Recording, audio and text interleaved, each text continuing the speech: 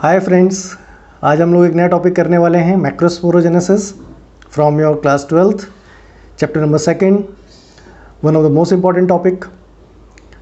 तो मैक्रोस्पोरोजेनेसिस में पहला ही वर्ड आता है मैक्रो, जिसका मतलब आप लोग जानते होंगे, इट डिनोट्स फॉर फीमेल।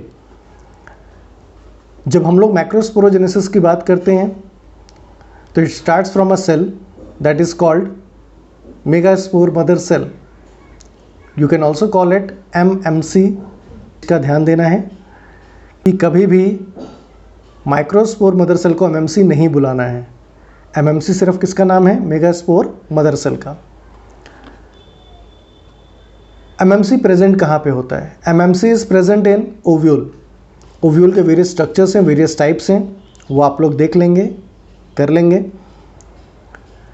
तो ovules is of various types.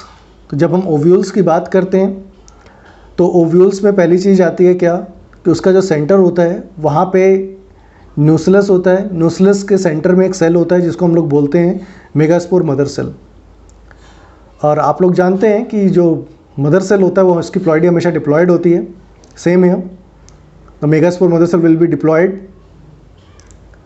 Then guys it will go for meiosis, meiosis 1 and meiosis 2। आप लोगों को याद होगा मियोसिस 1 और मियोसिस 2, मियोसिस के ही 2 फेजेस हैं, सिंगल मियोसिस के। At the end of meiosis 4 cells will be formed, 4 megaspores. इसमें से 3 मेगास्पोर डीजनरेट कर जाएंगे to provide nutrition to the functional megaspore. ये 3 मेगास्पोर्स डीजनरेट करते हैं फंक्शनल मेगास्पोर को न्यूट्रिशन प्रोवाइड करने के लिए। अब यहाँ से एक सवाल आता है बच्चों के मन में या किसी के भी मन में कि वो 3 सेल्स कौन से होते हैं जो डिजनरेट करते हैं और वो कौन सा सेल होता है जो कि फंक्शनल बचता है। पहली बात आपको इसके लिए ये पता होना चाहिए कि ओव्यूल के 2 रीजन्स होते हैं, माइक्रोपाइलर एंड दूसरा चलाजल एंड। तो इसके 2 पार्ट हैं, एक माइक्रोपाइलर और दूसरा चलाजा। तो आपको सिंपली ये याद रखना है चलाजा वाला नहीं जाएगा, ठीक है? जिसको आप कहते हो ना चला जा, वो नहीं जाता।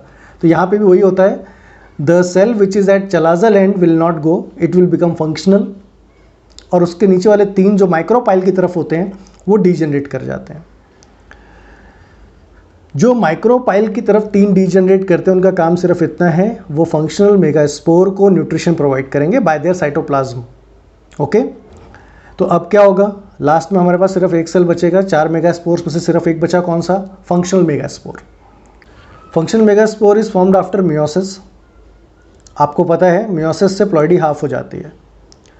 तो जो कंडीशन 2n थी that will condition change to n। तो मतलब जो आपके पास अब मेगास्पोर फंक्शनल बचा हुआ है उसकी प्लॉइडी क्या होगी? n, haploid. अब आगे क्या होता है? ये जो हैप्लॉइड फंक्शनल मेगास्पोर है it will go for mitosis. Fine. सबसे पहले फर्स्ट माइटोसिस होता है। फर्स्ट माइटोसिस से आपको पता है हर माइटोसिस के बाद 1 से 2 डॉटर सेल्स बनते हैं।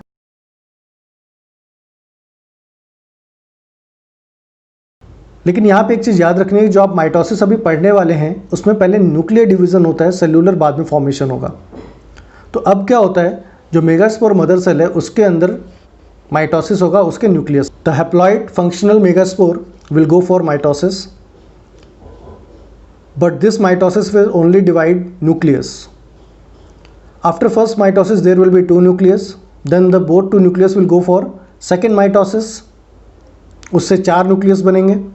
फिर ये 4 न्यूक्लियस फिर से अलग अलग माइटोसिस के लिए जाएंगे जिससे 8 न्यूक्लियस बन जाएंगे। तो total we will get 8 nucleus at the end of these 3 mitosis. तो जैसे ये 3 माइटोसिस खत्म होंगे आपके पास कितने हो जाएंगे? 8 न्यूक्लियस। सेल एक ही है, 8 न्यूक्लियस बन गए हैं। अब मेगास्पोर थोड़ा सा बड़ा हो गया। Out of 8 nucleus all nucleus will go toward the specific positions. 3 will go towards the chalazal end, 3 will go towards micropylar and, and 2 will remain in the centre. तो 2 उसमें से सेंटर में रह जाते हैं। अब हम इनके नाम की बात करेंगे कि जो 3 किस तरफ गए हैं? चलाजल की तरफ। तो चलाजल एंड की तरफ जो 3 न्यूक्लियस होते हैं उनके बाहर अब सेल बनना चालू हो जाता है। All 3 will get cell membrane proper, and these 3 cells towards the chalaza end are known as antipodal cells. These are called as antipodal cells. Now we will move towards the micropylar end. तो micropylar and पे वहाँ पे कितने थे? 3 थे। 3 में से 2 nucleus एकदम नीचे आ जाते हैं, एक न्यूक्लियस थोड़ा सा ऊपर चला जाता है। नीचे वाले पे भी सेल बन जाता है, ऊपर वाले पे भी सेल बन जाता है। प्रॉपर 2 सेल्स होते हैं, उनका नाम सिनर्जिड्स है, और जो उसके ऊपर एक सेल होता है जो थोड़ा सा बड़ा हो जाता है, उसको हम लोग बोलते हैं एग सेल। ओके, इसी एग सेल को आप मेगा या मैक्रो गैमेट भी बोल सकते हैं, क्योंकि फीमेल का गैमेट है एग सेल। अब हम लोगों ने यहाँ तक तो पढ़ लिया, ऊपर 3 एंटीपोडल चला जा पे, नीचे 2 सिनर्जिड और एक सेल माइक्रोपाइलर की तरफ। अब बीच में 2 न्यूक्लियस बचे हुए थे। इन 2 न्यूक्लियस पे बेसिकली सेल बाउंड्री प्रॉपर नहीं आती है, प्रॉपर सेलुलर स्ट्रक्चर नहीं बनता है, तो ये 2 न्यूक्लियस माने जाते हैं कि पूरे सेल के बीच के न्यूक्लियस हैं।